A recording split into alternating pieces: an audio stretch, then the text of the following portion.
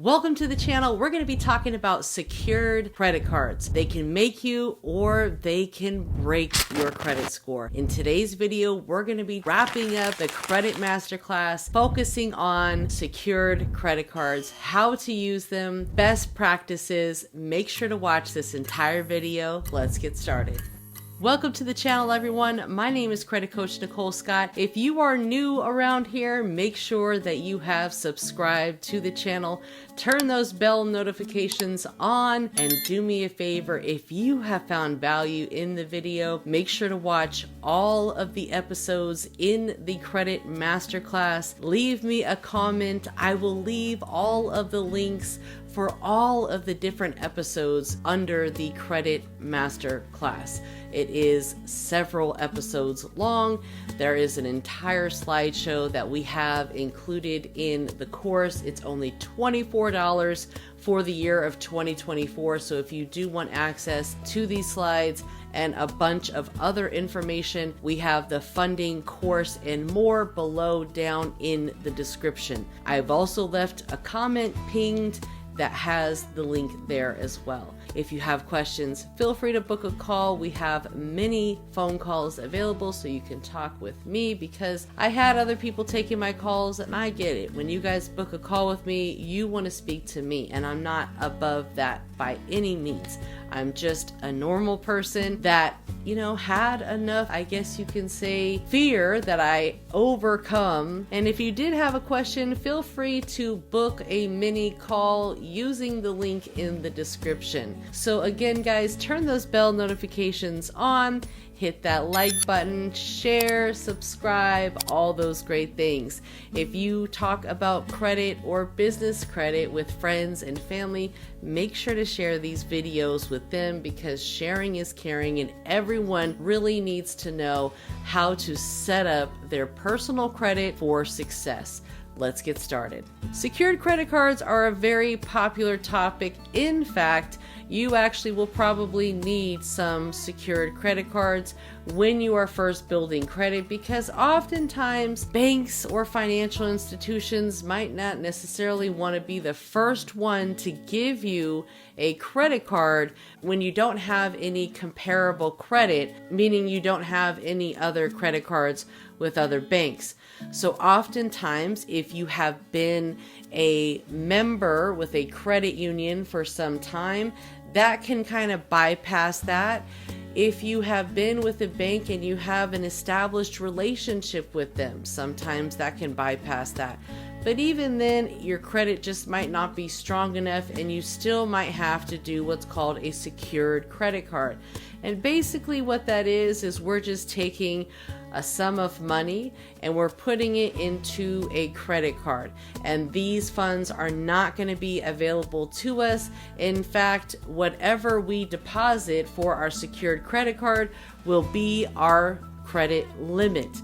And that is where a lot of people get into trouble, because as you guys may see on the internet, keep your credit utilization below 30%.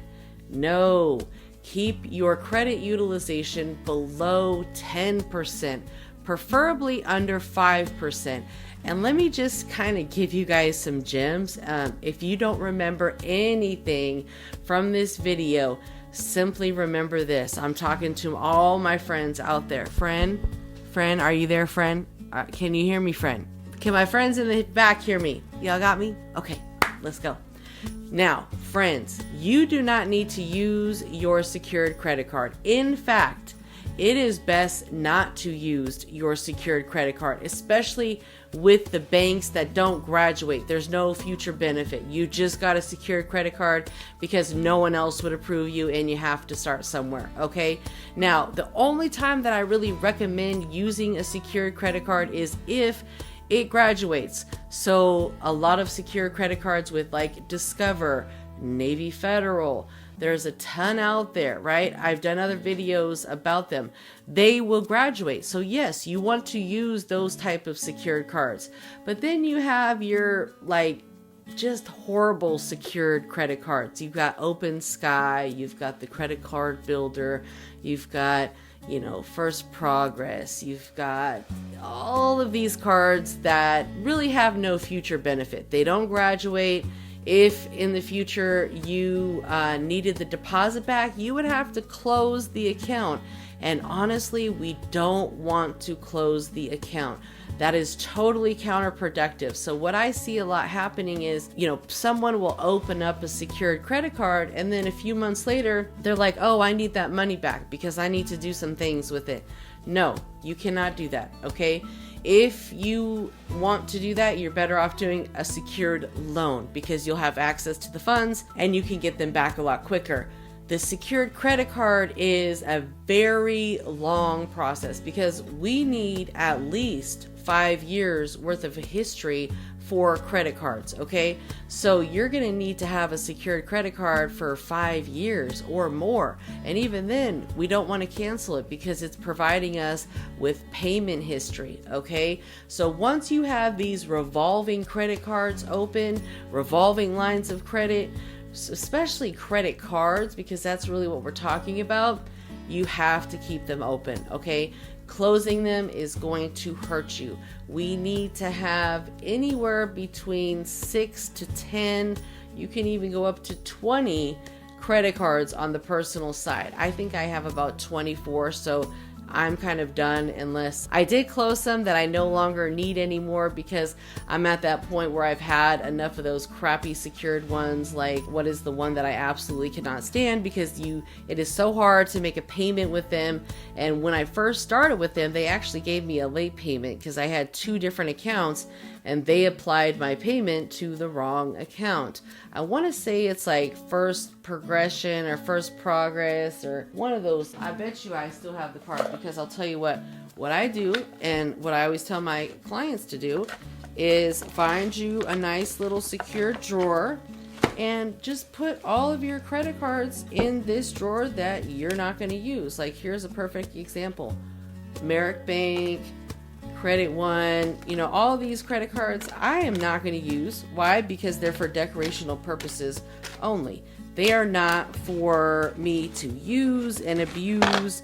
The credit cards that are best fit for that, again, those are the credit cards that actually graduate. And unfortunately, I can't find those particular cards, but I want to say it was like First Progressive. That's what it's called.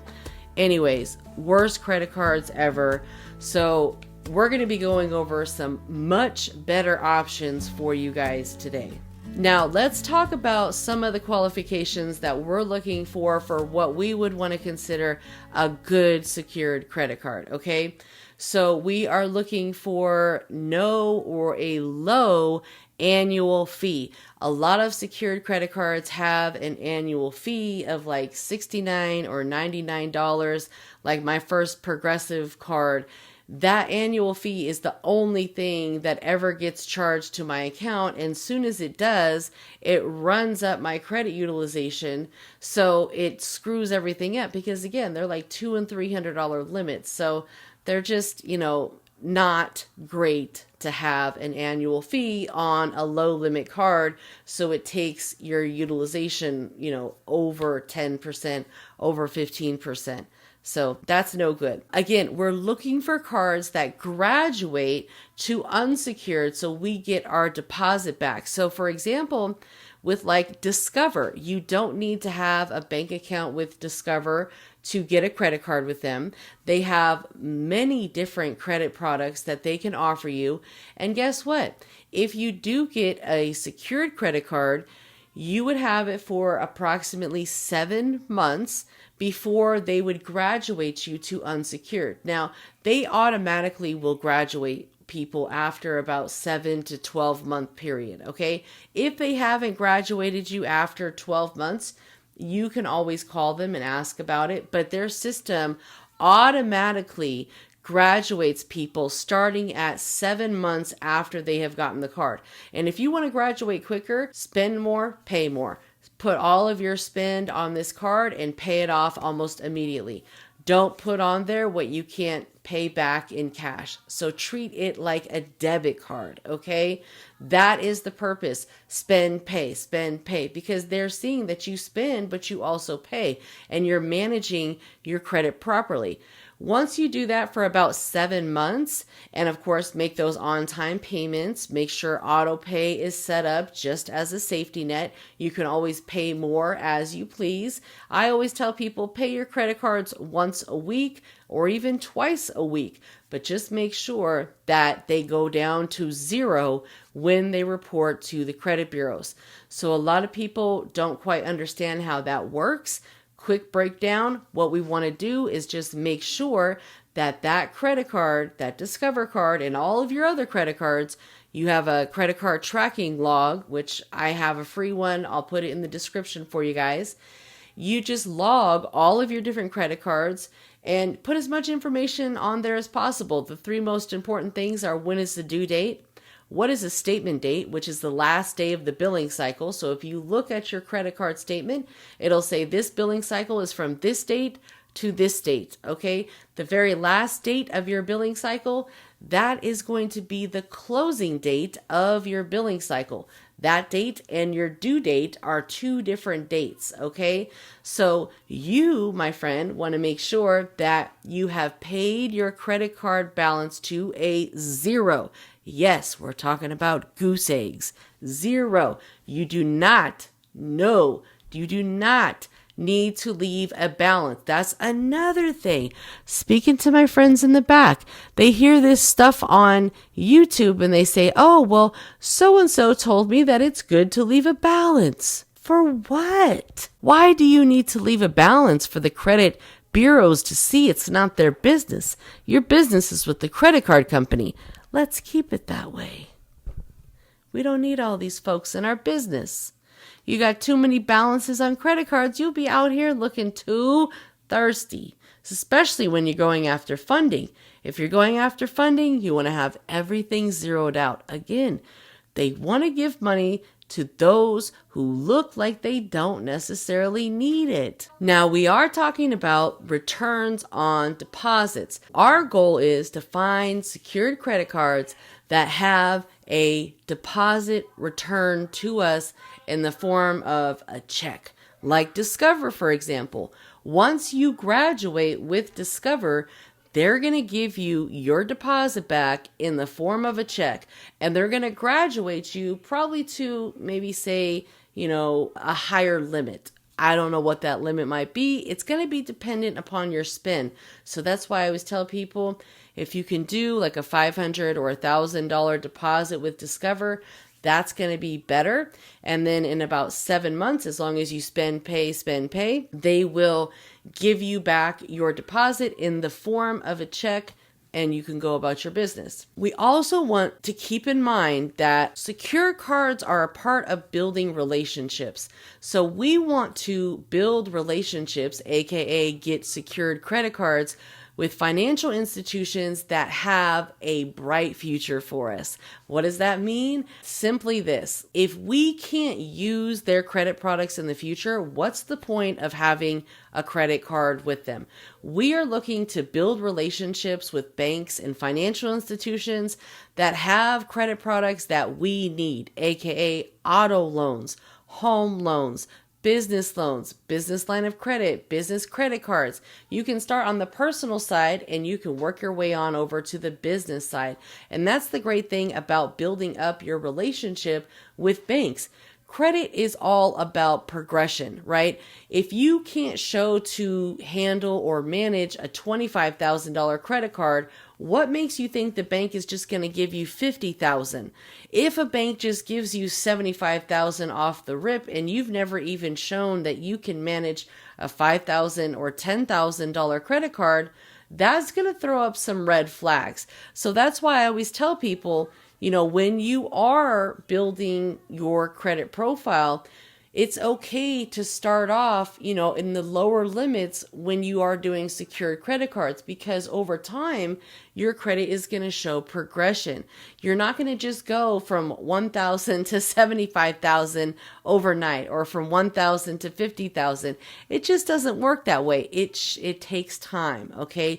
We're building up to that, but there is strategy behind all of this. Okay. So that's why we want to build secured credit cards and get secured credit cards with banks and financial institutions that we can use in the future. They have what we need. They have the business lines of credit. They have low interest auto loans. They have, maybe home improvement loans. Whatever type of funding that you're looking for in the future, those are the banks that you want to start building a relationship with. And you don't want to just stick to one. Whenever you're building and you're grooming your relationships with your banks, we want to go 3, 4 at a time. So when you are opening up bank accounts, I always tell my clients, look, we're looking to open up 3 bank accounts. Okay, so we're building, we're taking a break for 6 months, and we're building. We're still using that build, break, build. And I went over that strategy in one of the earlier masterclass sessions. So make sure to watch all of the episodes in the credit masterclass, because I'm telling you, there are some major gems in this masterclass, and it has taken weeks to get all this information together for you, months in fact. Okay, so don't take it lightly, because when it comes down to it, this is the same information that's in a lot of people's courses that you're paying for. I'm giving you the information. I'm just saying, hey, if you want the slideshow and you want all the extras and you want a little bit more and all the bells and whistles, buy the course. The funding course is $24, and a lot of this information is in there with the slideshows. And if you want coaching in more of a personalized, plan of action, you're going to need to schedule a coaching call with me so we can go over your report and see what would be best for you as a whole, because that's where a lot of people fall short. They call a credit repair company and they're like, oh yeah, we can help you. I'm going to tell you straight up what everything looks like, the best case scenario, the worst case scenario, what we need to do in the meantime. You need to be a part of the process. Let's get going. Okay. Book a call. The link is in the description. Let's talk about the best secured credit card hack, my friends. Yes, I'm giving that to you today. So make sure that you have given me a huge thumbs up.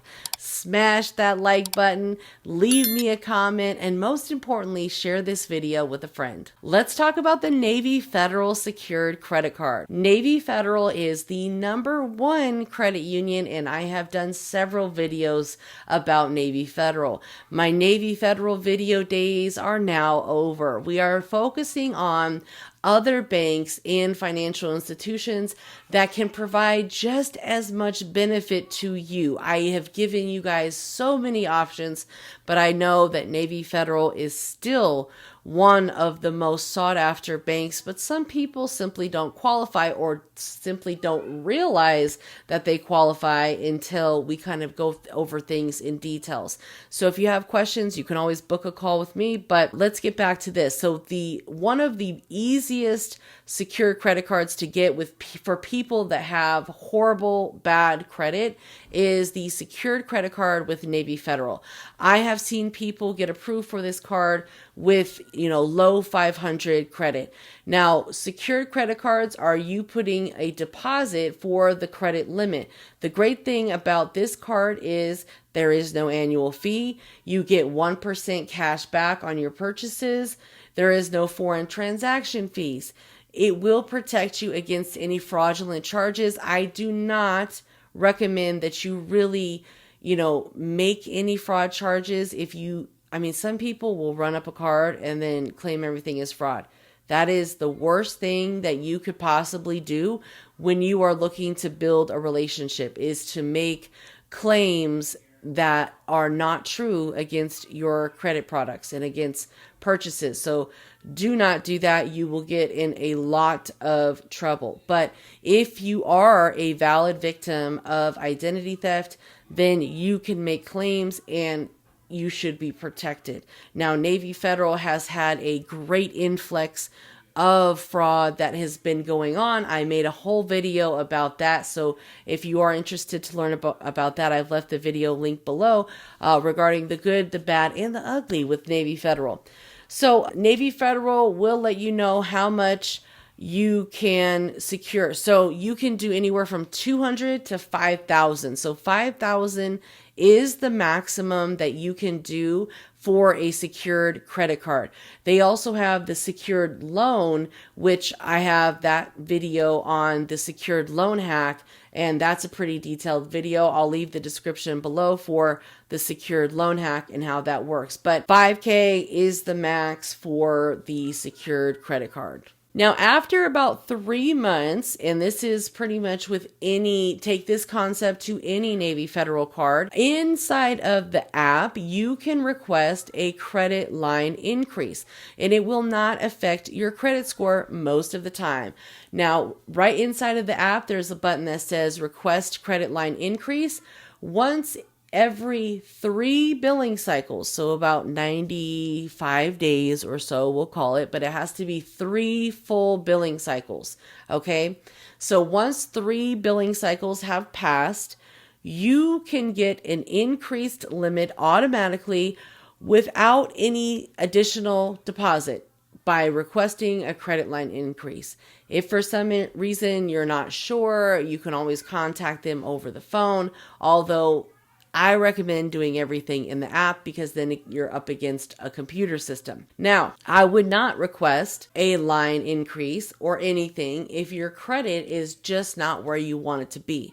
A lot of time with Navy Federal, they will automatically do the line increases and graduate you. It can take up to a year with them to graduate, but what triggers you graduating faster is spending and paying, literally using this credit card like a debit card, putting all of your spend on this card and then paying it all back almost immediately.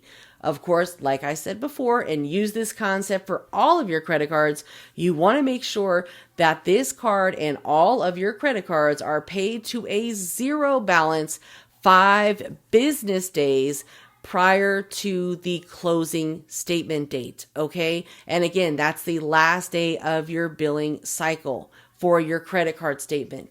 You want to make sure that this card and all of your cards report to the credit bureaus as a 0 balance. We don't want to take any chances since credit utilization is 30% of our credit score. This is the second highest reason why many people's credit score is just not over a 720 or a 750 or even a 700 is because their credit card utilization is way too high. A lot of people simply don't understand how it all works. I know I didn't up until, I became certified credit coach. I didn't realize how much me using my credit cards was negatively impacting my credit score. Now, back in the day, I would always get approved for everything because I paid my bills on time. But what I didn't realize is all of the other data points.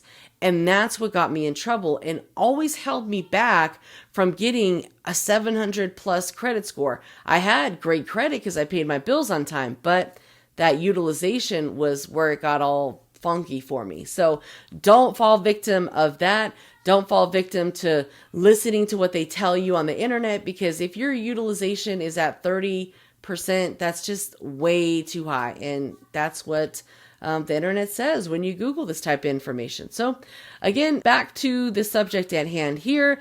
Once you are with them for about 6 months, and it could take longer, just depending, a secured card can graduate into the Navy Federal Cash Rewards card, which is unsecured. So you're going to get your deposit back. Now, during those 6 months, again, you want to use your credit card for as much as possible and just use it like a debit card, okay? If you max it out, it is going to affect you in a negative manner. So that's why I always say spend, pay, spend, pay. Spend a little, pay it off. Spend a little, pay it off. So you don't quite let your utilization get too high. You don't allow that balance to get too high to where your credit score drops. You want to just spend, pay, spend, pay. So that way you can get it unsecured and grow your limits to a higher limit. You can request an $8,000 credit line increase every 3 billing cycles inside of the app with Navy Federal. That's exactly how I was able to grow my credit limits over time. And now I'm maxed out. So you can max out at $80,000 with unsecured credit cards with Navy Federal on the personal side. So if you want to get two $40,000 credit cards, that would be best. Some people want to try to get $80,000 on one card. That's also an option. But for me, I would go two $40K cards. Now, since this card is the same card, essentially it's just graduating to a different tier.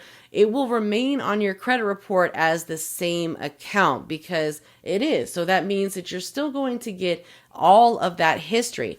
Now, say for example, you're one of those people that's like, I don't want to use my credit card. That's fine. You absolutely do not have to use your credit card. If you're one of those people that say, I'm just not ready for that, fine. Don't use your credit card. But guess what?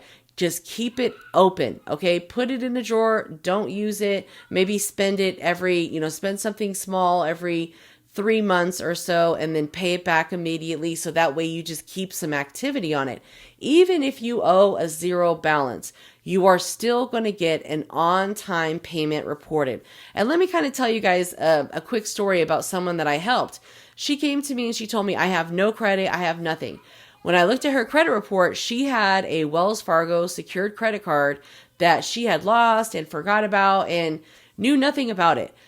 For all of these years, that secured credit card had remained open because it did not have an annual fee. So it just stayed open and there was no spend on it. So every month it was helping her build credit. So when I went to look at her credit report, she had over a 700 credit score, all because of this one secured card that she had many moons ago and totally forgot about. So that's just a prime example of how, she didn't even know that she had a card, but yet it stayed open. As long as you don't have a balance, you're good, or if you do have a balance, as long as you pay it on time and you manage your credit properly, keeping your credit usage under 10% of the available limit. I wouldn't exceed 15%, 20% is pushing it, 30% is simply too much. After 1 year of owning the Cash Rewards card, you can do a product change into the Flagship card with a soft pull. And the Flagship card has the $80,000 limit. Now, if I were you, and this is exactly what I did, I have the Cash Rewards card and I also have the Flagship card, both of which almost have a 40K. Well, the Flagship has a 40K, and then I did a mistake because I was uneducated. I got a third credit card initially, which was the American Express one. They didn't give high limits, so I got a $1,500 balance on that one, and then the other one's $38,500 and the other one's $40,000. So essentially I have two credit cards that are almost $40K, which is the Cash Rewards and the Flagship. The Flagship does have an annual fee. But if you want one high limit credit card, the Flagship also goes up to $80K, which is what people really like. So here's the Navy Federal customer journey. You kind of start off as the secured card, and then you get your limits increased, and then you can upgrade to the Cash Rewards card, and then a year later, you can update to the Flagship card. So this way you are elevating, you're progressing, right? That's what we like to see when it comes to credit, is progression. Now, with all of Navy Federal credit cards, you can actually request an $8,000 credit line increase without a hard inquiry right inside of the app. So what you want to do is you want to open up your app, go into your credit card account, and every 3 billing cycles, which is about 91 days or so, but again, 3 statement cycles. Once you've passed 3 statement cycles, go inside of your app and request an $8,000 credit line increased every 90 days or so.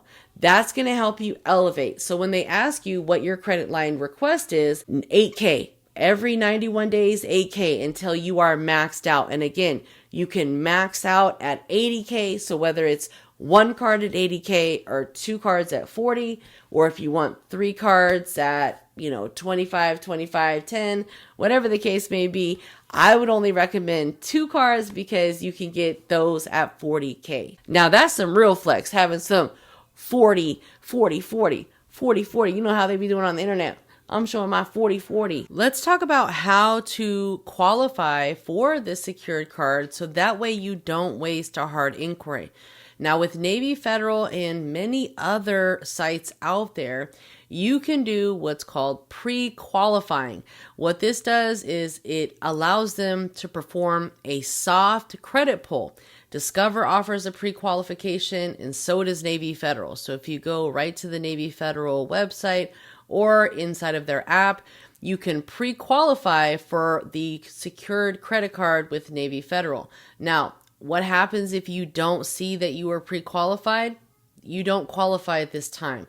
So work on building your relationship up with Navy Federal. You can do what's called a secured loan and do that for 6 months or 12 months and just make on-time payments and then try again in another 91 or 3 billing cycles, 91 days or 3 billing cycles. Now, if you do pre-qualify and you are approved, that's wonderful. If you are only qualified for the secured card, it will let you know that, and it is going to do a hard pull with TransUnion. No big deal. As long as we know that that credit inquiry came from an approved credit line, we're perfectly okay with that. I would not dispute the inquiry. Just take it. It's okay to have a few inquiries on your credit report every 12 to 24 months. I would say you don't really want to have more than 4, but as long as you're approved with all 4, and you're building credit strategically, you should be fine. Now, me personally, I have deleted several inquiries from Navy Federal and it was perfectly fine. But for people like me, I like to live a little on the edge and test the waters just a bit, but I don't recommend it unless you really just can't afford another inquiry. If I were you, what I would do is I would set up the pledge loan. You can set up a pledge loan once you've been with Navy Federal for at least 30 days and the money is in your savings account. I would do that pledge loan and let that pledge loan run for 3 billing cycles, okay? And this is just me being transparent with you. I would go 3 billing cycles. Once those 3 billing cycles have passed, then you can go ahead and pre-qualify right there through the app or online at Navy Federal's website. Now, if the Navy Federal pre-qualification tool does not show you this option once you pre-qualify, then you do not need to apply for the secured card. You would apply for the cash rewards card. If you are not able to get into Navy Federal, here are some of the other secured cards that I would recommend so that way you can start building your foundation. Discover It is going to be one of the top secured credit cards that I would recommend, not only because it graduates after about 7 months, but there are other benefits as well. So I put 6 months here, but it's actually 7 months that you would need to graduate because you're going to need to complete a whole another month. So it's actually 7 months in full. There is no annual fee. This is a great bank. Discover is actually like a tier 2 bank. So it is a more prominent bank, and other financial institutions are going to be more likely to give you credit when they see that you have some of these higher tiered banks that have already given you credit. Again, comparable credit and progression. That's what the banks like to see. Discover also provides automatic credit line increases, and they are not a hard pull. I was advised recently by someone at Discover that they no longer do credit line increases and that credit line increases are done automatically through their system. I don't know if there's any truth to this, so maybe you guys can help shed some light in the comments below and let me know if you do have a Discover card and what your experience has been. Because prior, I have always worked with clients where they were able to request a credit line increase. And recently, the rep said that they no longer have that option and that it's done automatically. So if you have any insight, drop it below. And if you haven't by now, make sure that you've subscribed to the channel. Give me a huge thumbs up. I greatly appreciate your engagement with the video. And again, guys, any questions, book a call. The link is in the description. One of the reasons why I like Discover as well is because you can drop a limit from anywhere from like $200 to $2,500. That should be fine. That's about average. And they also have, you know, the cash back plus the match for that.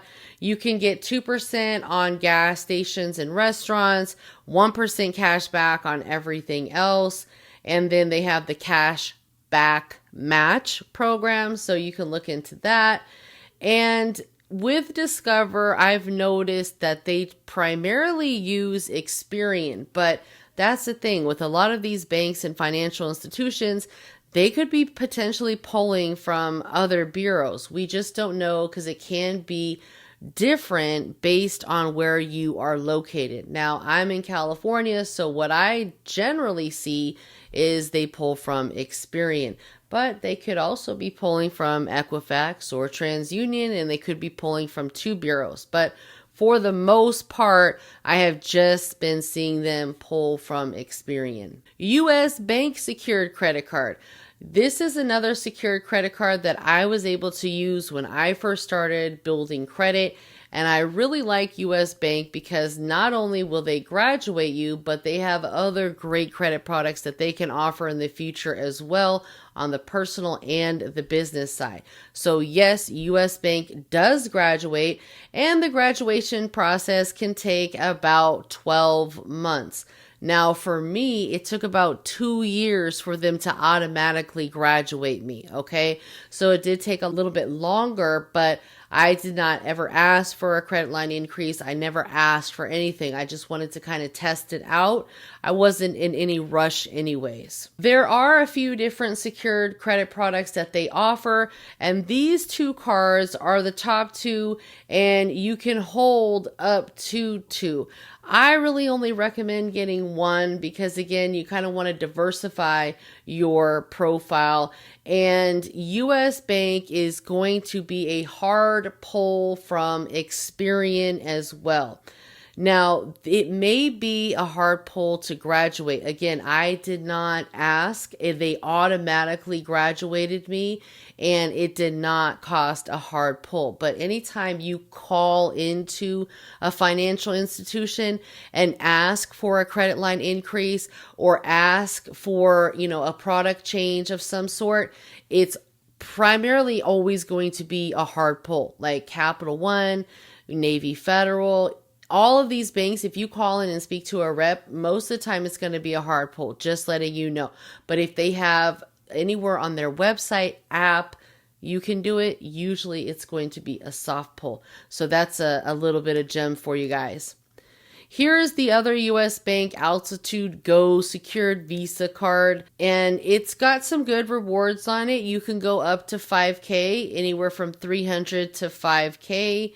And you know, I think that it's a pretty good cash back card, especially if you're going to be using it like your debit card, spending and paying. And that's how we use our credit cards when we first start out. But we don't want to ever let the balance go above about 15% of the credit limit. And again, our credit limit is going to be whatever our deposit amount is. So if we only made a $300 deposit to secure the credit card, then it's a $300 credit limit. So we only have about a $30, you know, area that we can work with, because we don't want to, you know, we don't want to peak the card and make it go out of whack. We just want to keep on spending like $30 to $50, spending, paying, and do that for some months. And then you can, you know, spend probably up to 100. Again, progression over time. You want to slowly build up to it.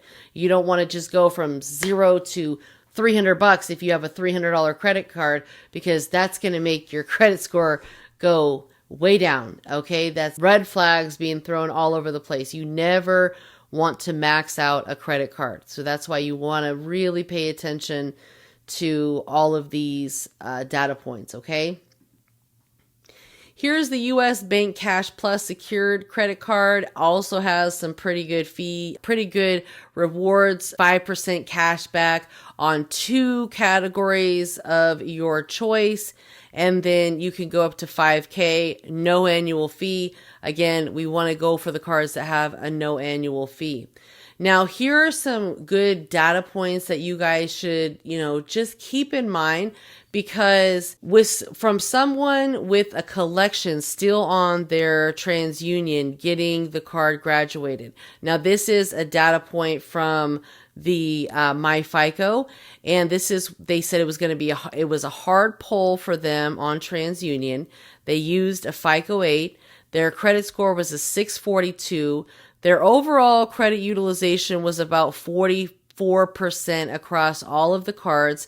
They had 12 inquiries, so not the best data points.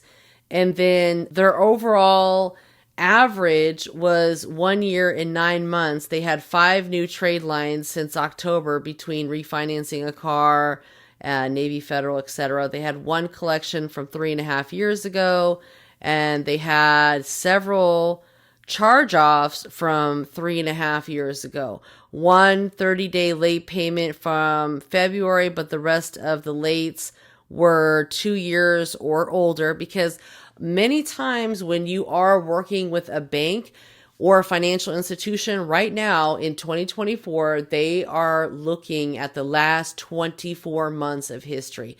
If you have shown positive marks for the last 24 months, overall, you should be good. That means all of your charge-offs, all of your collections, all of your late payments should be older than 24 months. And then when FICO 10 comes out, obviously that's going to look at a longer history. It's going to be 4 years instead of 2 years, but that's why we want to start now and put in best practices, because we don't want to do the wrong thing. We want to make sure everything is paid on time, make sure that our credit utilization stays in check. We're not overspending, okay? Really focus on this last 24 months, but start now, okay? And this person, with all of these data points, they got a secured card, and it graduated after a request. So it took them, almost 2 years? So 1 year and 6 months. So they asked. It took me about 2 years. I did not ask. So kind of comparison there. And I had a really good credit profile by the time that they did graduate me. I only think I had 1 medical collection on Experian. And for me, I don't remember who they pulled from, because the credit inquiry is not on my credit report anymore. So I think it was Experian, but I'm not certain. Don't quote me on that. But again, it can vary based on your location, on what credit bureau they pull from. The next credit card that I would highly recommend is the Bank of America secured credit card. The reason why I like Bank of America is because Bank of America is a top grade A tier 1 bank, okay? Anything that is from a top tier bank like Bank of America, anyone and everybody knows Bank of America, okay? Let's just be honest. And they are a wonderful bank. They are easily accessible. They have locations everywhere. So I highly recommend their cash rewards secured credit card. It is, again, a tier 1 trade line. You get 3% on 1 select category of cashback rewards. You get 2% groceries, wholesale clubs, 1% on everything else. 0 annual fee. That's also a plus. And then you can go anywhere from $200 to $5,000 for the credit limit. And again, that's going to be your own money because it's secured. And it graduates, but has no set time frame. Okay. I have known people that have had this card for years, 5 years, and it still has not graduated, but yet they haven't asked either. So that's just something to keep in mind. Sometimes I've seen people have this card and it doesn't graduate until they ask. So sometimes it takes that following up for it to graduate. Now, from what I've been told in the past, there is no hard pull from graduation, but that doesn't mean that things can't change or that things, might be different for you. Unfortunately, the way that this world works in credit is it's never just black and white. There's always gray areas. Now, here's a data point from somebody. They advised that it took them about 14 months to graduate, and they got a credit line increase from $500 to $2,000. They applied for this card when their FICO score was a 514, and they graduated at a 675 FICO score. And Bank of America is generally an Experian bank. So generally they are going to be pulling from Experian. Capital One, or Capital One, okay, whichever one you want to call it. Not a huge fan of them, but let's just be honest, they're easy to get, but they're going to pull from all three credit bureaus, okay? Now, we normally might talk bad about Capital One, but they might be one of the only ones who actually want to give you a shot and give you an opportunity to start rebuilding your credit, even if you've had bad blood with them in the past, okay? It's kind of what they're known for, is giving people the second chance, and they will treat you like so as well. They'll give you $300, and after 6 on-time payments, they might move you up to $500. So, just some data mining information for you. There is a no-fee 360-degree checking account that you can get, helps build the relationship. And there is a no-fee savings account, again, helps the relationship. And then later on in the future, Capital One does have auto loans. And I have had several people that I've worked with in the past that have ended up getting auto loans with Capital One. Not the best interest rates, but oftentimes better than what the dealership can give you, okay? So it's always worth a second look at. Another great thing about Capital One is they approve auto loans with no docs, so that works well for a lot of people. Capital One also has some pretty good travel cards, so if you are a person that likes to travel, you can check out several of their travel cards and see if it's going to be worth it for you. But again, Capital One is going to pull you from all three credit bureaus. So you're going to get 3 inquiries total. Is it worth it for you? You have to decide. The Quicksilver card is one of the cards that have a pretty good cashback reward program. It's 0% or 0 annual fee, 1% cash back on everything. You can get soft pull credit line increases in as little as 6 months. Again, you want to do that through the app. Make sure that your income is updated before you request that credit line increase. You can make sure that your income is updated right there through the Capital One app before you do the credit line increase. And you want to go ahead and put your household income. Now, you can graduate to the Quicksilver card if you started with the secured card, because they also have the secured card that you could potentially start off with as well. And Capital One is a tier 2 bank. Everyone knows who Capital One is. And you can also use their soft pre-qualifying tool to see if you would even qualify for their card. So I definitely recommend anyone that has a pre-qualification tool on their website to use it, okay? Now, of course, here are the cons. There isn't one set timeline for graduation from a secured card to an unsecured card by Capital One. Okay. Most people see it in about 12 to 24 months. Not too bad. That's about what it took for US Bank with me. Now, some horror stories have been up to 5 years and based on performance. So if you don't use the credit, they don't give you credit. That was always my issue with them. And, they want you to heavily use it, but they don't want to give you enough. So it's just like a battle with them sometimes. You must wait at least 6 months before trying to get any other Capital One card. And I would recommend doing that same concept in regards to credit line increases. Wait about 6 months. And that's really what I always tell people is the taking a break stage when we're using build, break, build is taking a break for 6 months and just focusing on keeping those utilizations that report to the credit bureaus extremely low and paying everything on time or getting an on-time payment reported. So if you don't have a balance due, you're still going to get that on-time payment reported. Because again, this is for decoration. We're decorating our credit report with these secured credit cards just to have primary trade lines to show that we are credible. Because when it comes to real credit down the line, getting like high limits, they really want to see that you have 24-month history, especially on the business side. Okay, so if you're looking to build business credit, you're going to need to have a couple credit cards in your name that are primary that have at least a 24-month period of on-time payments. Again, comparable credit, progression. Okay, that's what credit is all about. Let's talk about the Capital One Venture X. This might be good for people that want to travel. So I'm not going to go into it all in details, but this is a pretty good card.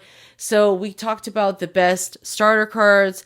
We've got Chase. They're going to either be pulling from Experian or Equifax. Bank of America, they're going to be pulling from Experian. American Express, they're going to be pulling from Experian. Discover, they're going to be pulling from Experian. US Bank is going to be pulling from Experian. Citibank, they could pull from Equifax or Experian. Capital One is going to be pulling from all three. So you're going to get TransUnion, Experian, and Equifax. So a lot of Experian going on here. It was hard for me when I first started building credit because my only collection was on Experian. So I had to try to find Equifax and TransUnion banks to go to because those were derogatory free. So if you have other bureaus that are free from derogatories, this might not be the best plan of action for you. So that's why I always recommend booking a call before you take action and start credit stacking, because you don't want to start applying for a bunch of things when you have charge-offs or collections in the past 2 years that are reported on any one bureau. Okay, let's get rid of all that stuff before. Now, here is a quick travel hack. Capital One Cafe is available, so anyone that can access them, but you get 50% off all of the food and drinks if you are a Capital One customer. So both credit and debit card holders would qualify and you get 50% off. Now, here are the best secured cards. We've got the In Rewards card with Navy Federal. We've got the Discover It card with Discover. We got the US Bank card. There's a few options there, right? We've got DCU. That's another great bank that I would recommend. DCU also has the pledge loan play that you can do. The only downside to the pledge loan with DCU is the money is not available to you in your account until the pledge loan is paid in full. So you just have to kind of keep that in mind. Now, that's what I was recently told by someone. Again, anything can change at any time, right? And the last one is the Capital One Quicksilver secured card. So you've got your option. I would go with probably 2 different secured credit cards and wait about 6 months and then go for unsecured. There's also some other cards that you can apply for, and I've left a lot of links in the description so you can check out some of the top credit builder accounts using the links, and I've highlighted those in the description below. But Prosper is always going to be a good option for you, and they are unsecured. And if you use AutoPay, then it's a 0 annual fee. And if not, then it's $39. And I always recommend that you set up AutoPay. Okay.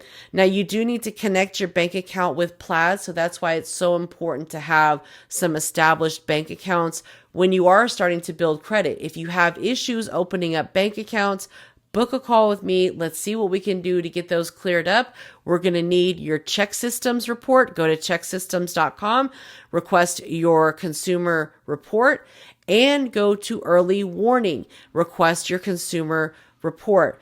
That is the banking history that the banks are using to qualify you for a checking and savings account.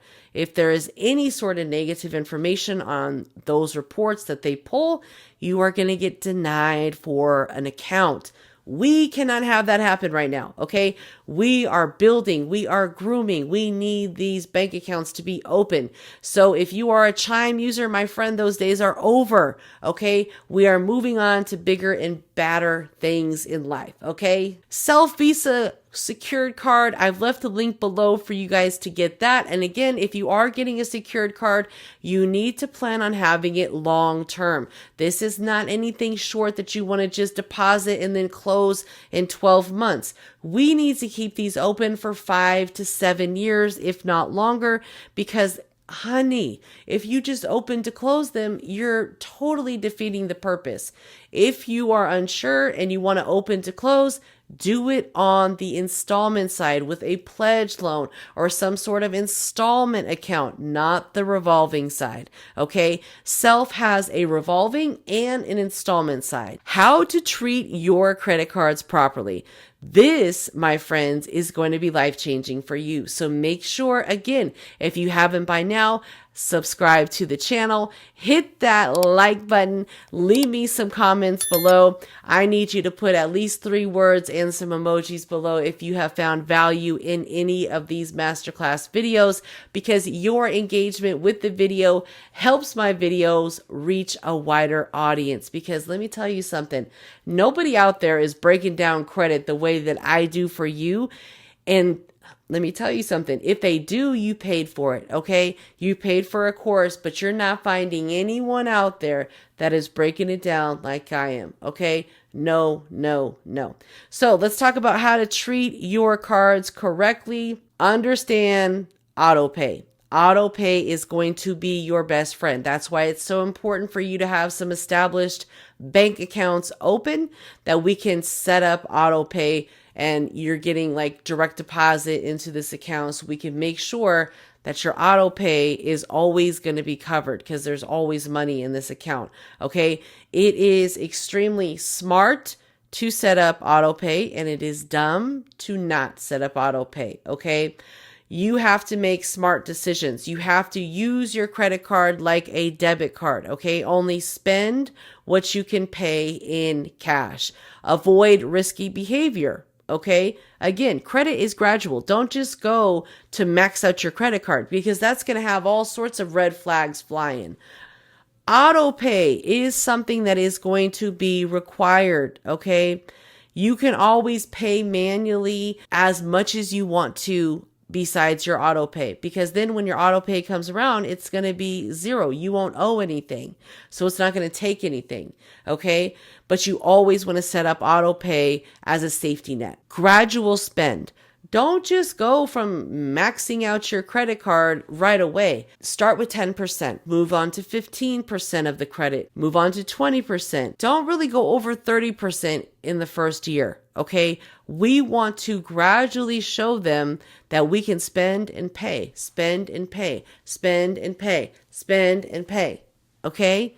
That's the plan. Don't just go from 0 to 100. No, gradual, slow. Okay. Nothing about credit is fast. And if you're moving fast, most likely you're going to crash and burn. So you want to go slow. Make sure you do things the right way. Don't try to take shortcuts that are going to get you off into the ditch. It's just not worth it, okay? If you treat your credit card properly, spend, pay, you are going to trigger credit line increases automatically. You won't even have to ask for them.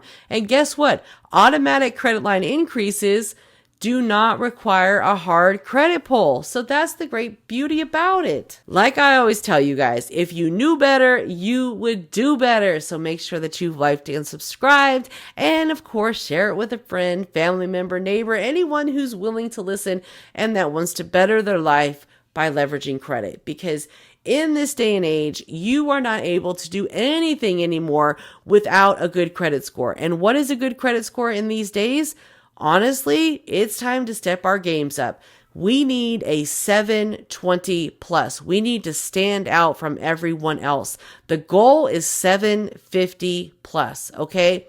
I've already got 2 of my bureaus at 750. I just had one of my credit scores drop. But if you have a credit coach that has not shared with you their FICO scores, you need to find a new one, because I am willing to do that with you guys.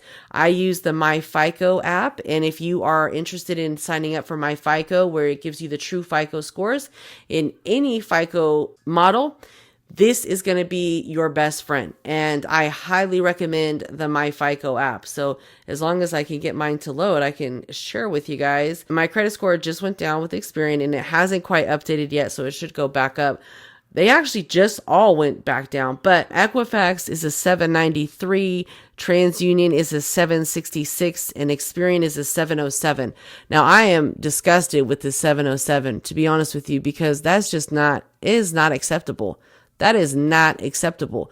And 2 of my credit scores just used to be over 800 and they dropped. But think about this. If you go to buy a house or you go for a job and your credit score is much higher than the other applicants, you're going to get the deal, okay? You're going to stand out. Stay ready so you don't have to get ready, okay? We must stay ready so we don't have to get ready, because the faster we try to get ready in a hurry, the more room there is for error, okay? And we cannot afford any setbacks, okay?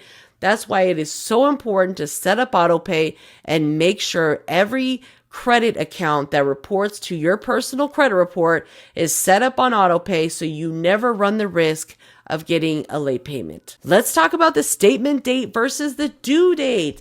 My friends, this is something that I talk about so often, and this is what I'm showing you guys. Friends, pay attention to this one. This is how you determine what your closing date is on your credit card. Get a copy of your credit card statement. Okay, this is the payment due date. Okay, you can see July 16, 2023. That is when the payment for this account is due, the minimum payment due. Now you can see the minimum payment is 0. So therefore, there is no payment due, right? You're still going to get an on-time payment. But the last day of this billing cycle is June 21st. Okay. So that means every month on the 21st is going to be the last day of your billing cycle. So what that means is 5 days prior to the billing cycle close date, which in this case would be approximately, and let's just give it 7 days. So that way we don't have to calculate for any holidays or weekends, because we're speaking on banking days, and we all know banking is really Monday through Friday, 9 to 5, right? So let's call it 7 days, right? So 7 days would be somewhere around, let's say June 14th, we'll call it, or June 13th, whatever day you feel more comfortable with, right? By that Friday of that week, you want to make sure this account is updated to a 0 balance, because nothing's going to happen over the weekend, right? So make sure that you give this account about 5 days to update once you have paid it. Okay. We want this to update to a 0 balance, because what happens is whatever your account balance is as of your statement date, that is the balance that is going to be reported to the credit bureaus. So in this case, since my statement balance was, see right here, account summary was 0, I am going to have a 0 balance reported to the credit bureaus. We want the most amount of our credit cards at 0. We can carry a balance on 1 or maybe 2 credit cards. And if you are applying for funding, baby, honey, friends, do you hear me? We want to get those things at a 0. Okay. If you are serious about your credit and you want to maximize your funding opportunities, my friends, we are in the low stages of funding probably at this point, right? If you want to maximize your funding opportunities to get the most out of banks and financial institutions, when you apply for credit, you need to have as many accounts at a 0 balance as possible. installment wise and revolving, especially revolving. So that is any sort of credit card or line of credit. Okay. We're not so worried about the installment, but if you can get any to a zero that you don't really need, go ahead and do it and just wait for them to update, right? But primarily it's going to be the revolving side that we are focused on. Okay. Now here is another example. And on this example, this is directly from Navy Federal. So Navy Federal's account statement closing date is actually listed on your statement.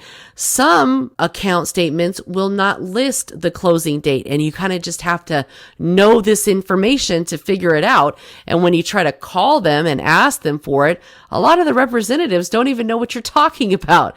That's not their job. Their job's customer service, okay? A lot of people at the credit bureaus, they don't know because their job is customer service, okay? Again, this is the information that you need to know that you should not be Googling because you want to make sure that you get it right. Now, we need to make sure that we pay the bill by the due date. Now, if we pay the bill by the due date, then the balance will pretty much be at a zero. Okay.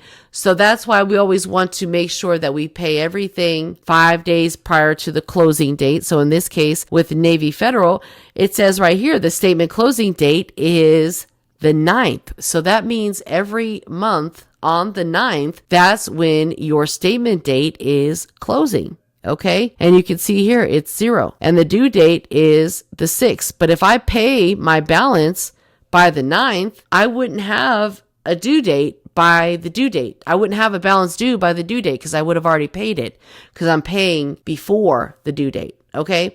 And if this confuses you, I deeply apologize, but I want you to rewatch this, study it, go through your statements, and eventually it will click. Because when I first watched this and when I first heard this, I was like, I don't understand any of it. I'm overwhelmed. System shut down. Goodbye. Okay.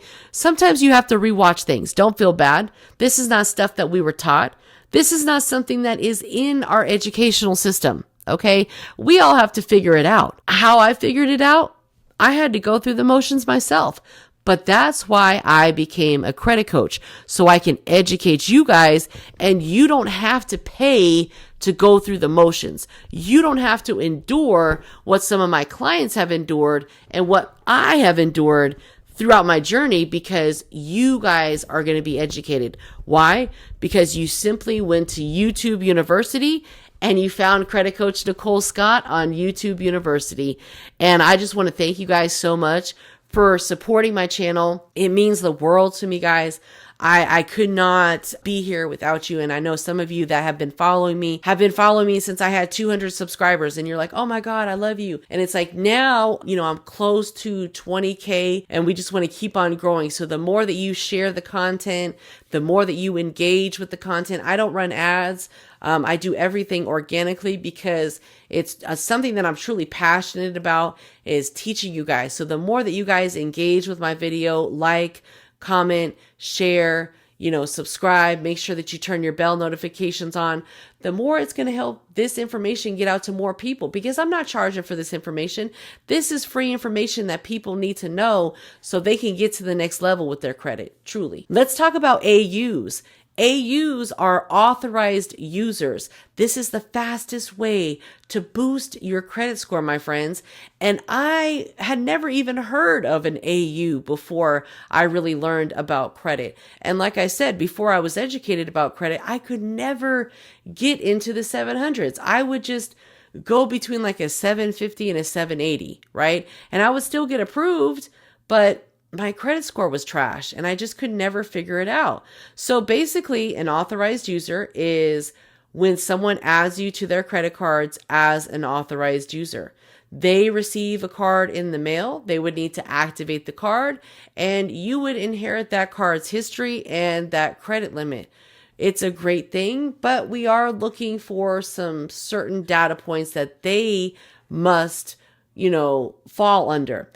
Now, what they are helpful for is adding positive payment history and high limits to our credit profile. Ideally, what we're looking for is a trade line from, say, a mom, dad, brother, sister, cousin, uncle, any sort of friend, family. They can add you as an authorized user to their credit card. If you don't know anyone, I actually have trade lines that you can purchase to ensure that the payment history is at 100%, because anyone's card that we're being added to, we must ensure that it has a 100% on-time payment history and the credit utilization is below 15%. We guarantee that for all of our trade lines, and sometimes it can be a little, questionable with some family members. That's why I always love grandmothers, because they are known for keeping their credit cards open for ages and not really using them. Those are the type of cards that we want to be added to. So we're looking for credit cards that have at least 1 year of payment history, at least a $5,000 credit limit. Some of those tier 1 bank trade lines, Chase, Bank of America, Citibank, Wells Fargo, Barclays, PNC, US Bank, whatever credit card they have open at this point we'll take, as long as it has 100% on-time payments and the utilization is 15% or lower of what the available credit limit is. And again, simple math, if the credit limit is 10,000, 15% of 10,000 is $1,500. So they would need to have a balance less than $1,500 and hopefully be paying that balance off fairly quickly, so that way you don't inherit that debt with them. If something were to go south later on, they could just remove you as an authorized user. This is not a co-signer. This is simply someone that just adds you as a, authorized user to their credit card, and you will inherit all of that account information onto your credit profile. And again, in the future, if for some reason the card balance goes up, they make a late payment, you are going to get that ding initially, because again, it reports to your credit. But all that they would need to do is just remove you as an authorized user, so that way you can get that entire account removed from your credit profile as if it never existed. You will need to purchase another trade line just to get points back, because unfortunately, when you take those type of hits and then it gets corrected, you never get the same amount of points that were taken from you in the first place, which is messed up. It always takes so much longer to recover from something like this. And that's why trade lines can be the fastest way to boost up your trade line, especially when they're purchased from professionals that actually sell these for a living, because we all understand the importance of 100% on-time payments and a credit utilization below 15% of the available credit limit. Let's talk about credit rebuilder questions that I often hear from a lot of my clients. Should we care about the 524 rule while we are building credit? Now, this is an interesting topic because, of course, my whole outlook on this is no, not at this time, because chances are, if you don't have a lot of, say, for example, you have just put your credit through hell and back, okay? You have a whole bunch of negative stuff. Chase is not likely going to approve you for about 24 months. If you have a light credit profile, Chase will probably approve you first, but they will not approve you if you have applied for more than 5 accounts in the last 24 months. Is that going to be worth it for you? It all depends. These 5 accounts are only calculated with revolving credit lines. So if you do pledge loans, that does not count against the 524 rule. So again, if you have questions, I would recommend that you book a call so we can figure out what method is going to be best fit for you based on your goals. Because if you've already opened up a bunch of credit accounts and you still have a bunch of negative items, chances are they're probably not going to approve you right now anyway. So you want to take the next 24 months to really start clearing things up, making sure you get those negative items cleared up or deleted, and you just kind of focus on that break period where you're just focused on managing your credits properly and paying those bills on time. Here's another really popular question. Hey, I'm about to apply to get a home. Should I get a credit card? No. When you're getting a home, do not apply for anything. okay? Nothing. All that you need to be doing when you're applying for a home is focusing on paying off all of your debt, because any debt that you have reported on your credit report is going to affect you in a negative manner. When it comes to buying a home, your debt to income ratio is calculated.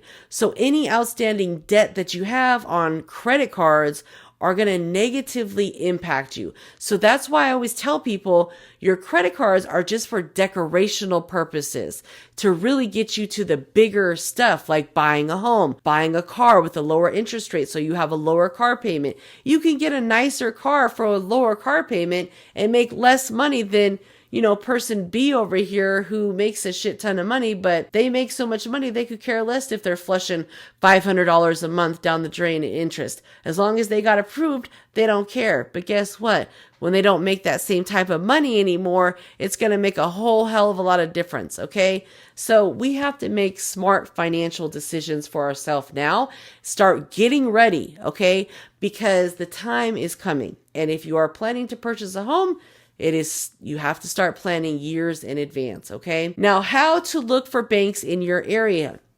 One of my favorite websites to use is Bank Branch Locator. So if you just go to your Google search and type in Bank Branch Locator, it will bring up this website where you can look up the top banks in your area. Great tool to start grooming and building relationships with some community banks or even regional banks that are popular in your area. Where should I go for data point information? Well, you can always book a call for me, but they're with me, and the link is in the description if you want to get my honest feedback on your situation. Or there's a lot of local boards that you can go to. There's credit boards. If you just Google credit boards, there's the MyFICO forms.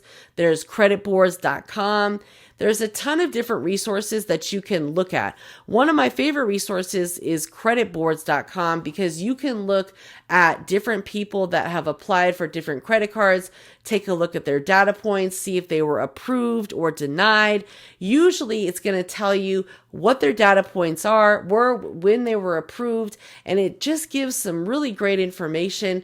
Or if you're someone that just kind of likes to live on the edge, go ahead and just apply and see what happens. Now, I don't recommend just shooting in the dark, but if you already have a decent credit score over 700, you might as well just give it a shot. Do I need to pay to monitor my credit?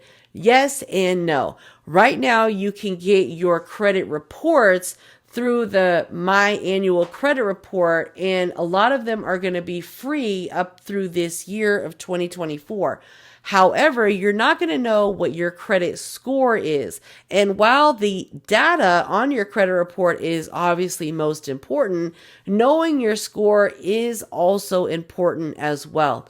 So if I were you, I would recommend using a 3-bureau report with scores from MyScore IQ or from Smart Credit while you're initially working on your credit, because those reports are side by side and you can easily spot inconsistencies, errors, or anything like that.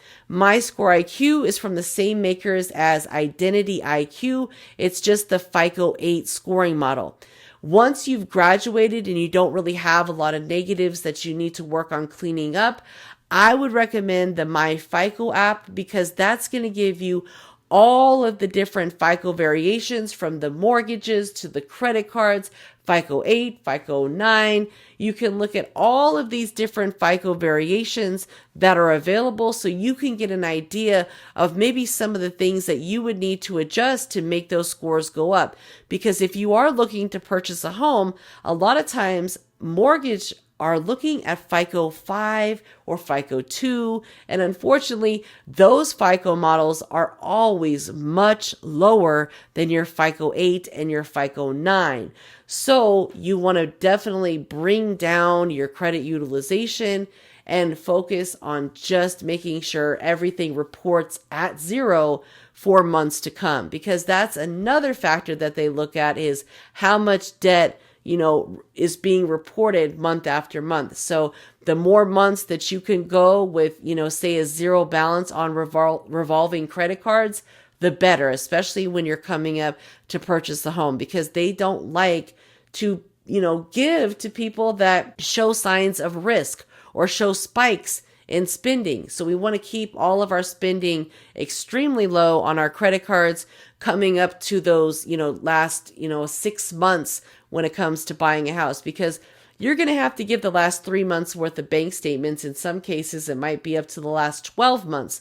So really, you want to start now and just make your next move your best move, because friends, it is time to get prepared so we can get these properties. How do certain banks handle burned relationships? Well, in most cases, banks can be forgiving, like Capital One, for example. They're usually pretty forgiving, even when you have some sort of open balance with them. Other banks and financial institutions like credit unions and American Express, not so much. If you ever wanted to go back to them, you would have to clear up whatever negative balance that they have on file for you. Oftentimes, you can settle with them for a fraction of what they're alleging because they are willing to waive fees and maybe additional, things that were added to the original balance.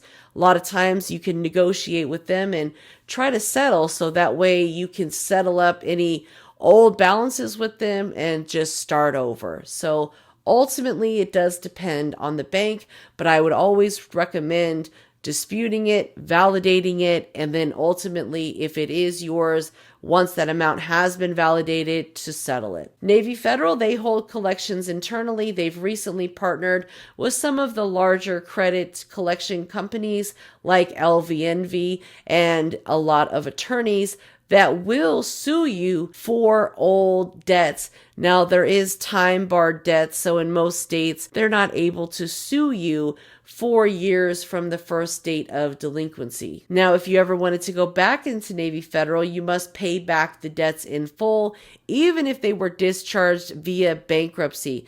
They will not let you get reinstated. So they are a stickler. Chase, same thing. They are very strict against bankruptcies. It doesn't matter if it's years old. If it's still on your report, they will very likely deny you. Even I have seen people with a 720 plus credit score with, A1 profiles besides their old bankruptcy that are years and years, like over 5 years old. But they end up getting denied simply due to that old past bankruptcy.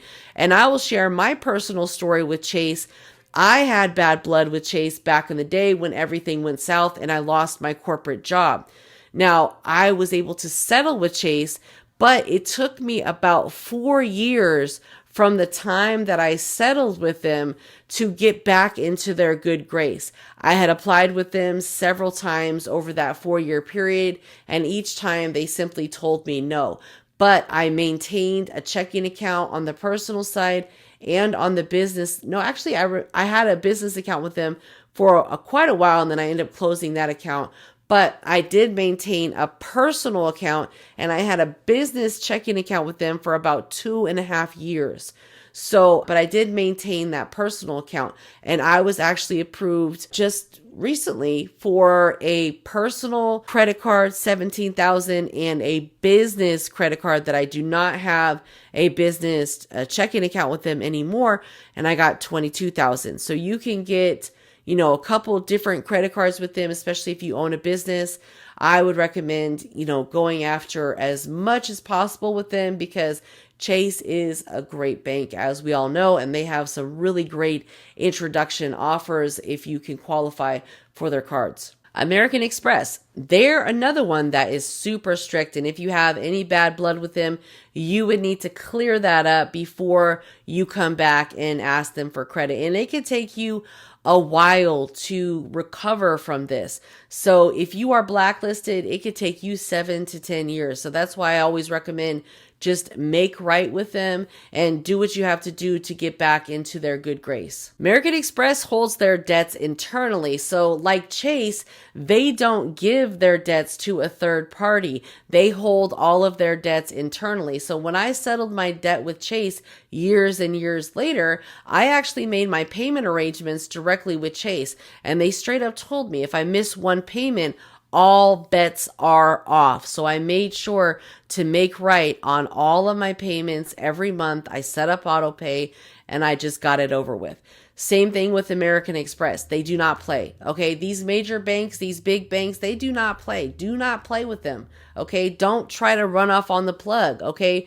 If you fumble the bag with these banks, you are messing up big time. It is getting harder and harder to run from your debt. Okay. So stop trying to beat the system. You're not going to do it. If you take credit out, you have to pay it back. Okay. Don't listen to your favorite YouTuber tell you something different. Okay.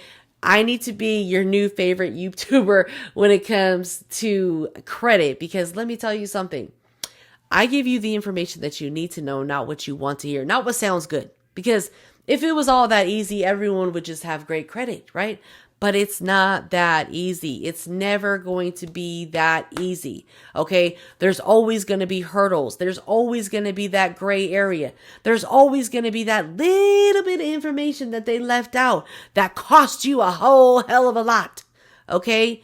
So don't play with it. And if you have questions, book a call with me, because sometimes that can help bring clarification to the path that you want to go down and what's going to be best for you, because I'm not interested in making extra money off you to tell you lies. I'm not interested in that. Okay. I price my miniature calls for 15 minutes, very affordable, so you guys can get a clear understanding of what's going to be best for you, whether that's me helping you or not. Okay. So let's just get that clear, guys. You want to always try to make right with these banks, especially banks like American Express. It's going to be a long road ahead of you if you don't. And you'll even get rejected on the business side with Chase and Amex, because it's all connected to your social security number. So if you have included American Express in your bankruptcy, they will still want you to make right with their amount before resuming a personal relationship,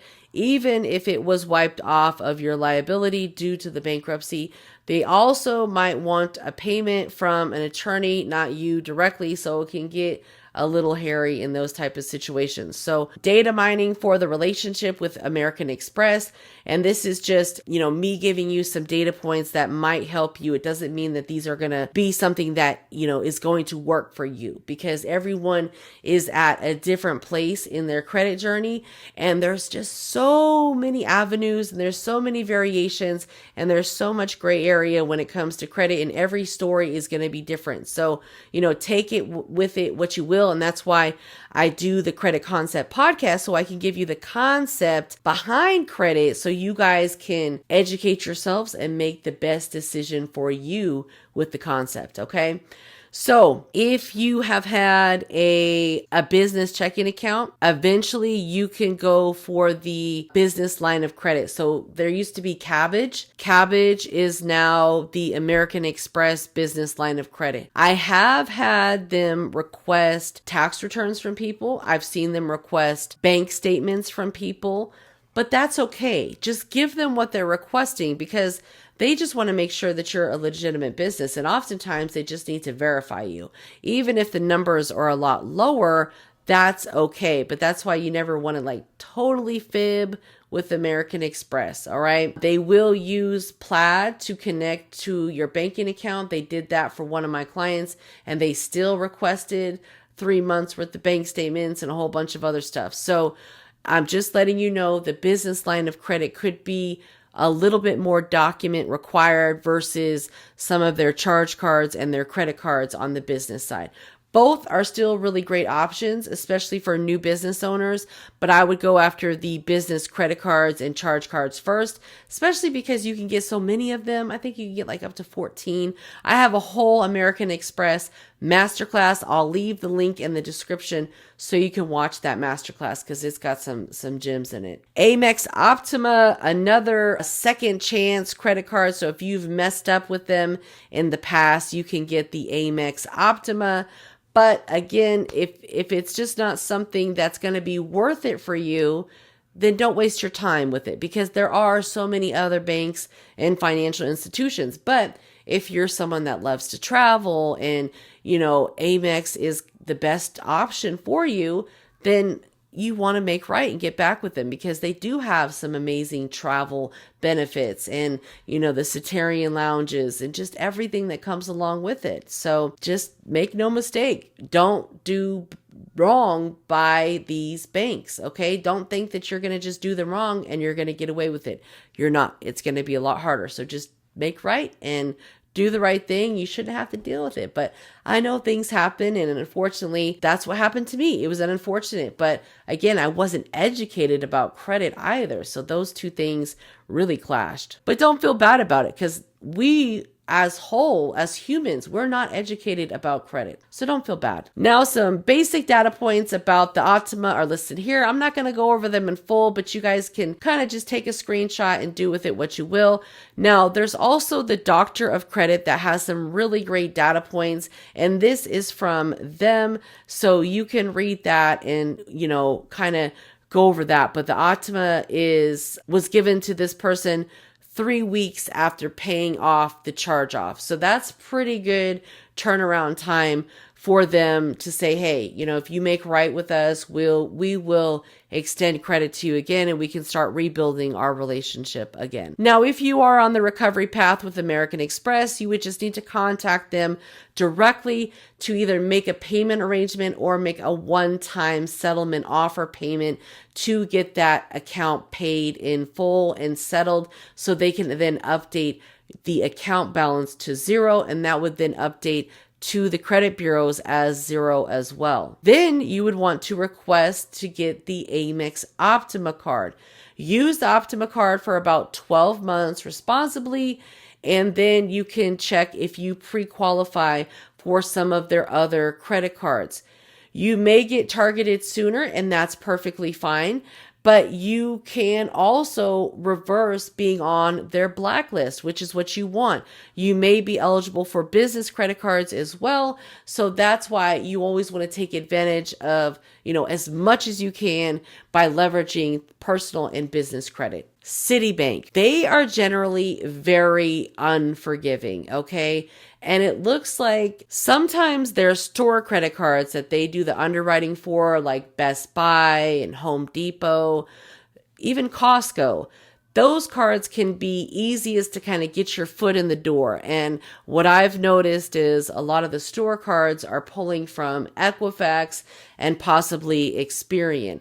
So they are easier to get into if you just have now, if you have had a bankruptcy in the past and they were included in the bankruptcy, it's going to be harder to get in. But if you just have a bankruptcy and you did not include them in the bankruptcy and you just burned them in your bankruptcy, then usually it'll be a lot easier to get in with them. Let's cut that out. For those of you that have a bankruptcy, sometimes Citibank can be easier to get in as long as you never included Citibank in your bankruptcy. Let's be clear on that. But sometimes they can be forgiving if you have a bankruptcy listed, as long as they had nothing to do with it. But Citibank is getting more and more strict on their requirements. I used to see a lot of people getting approved at like a 650, 660.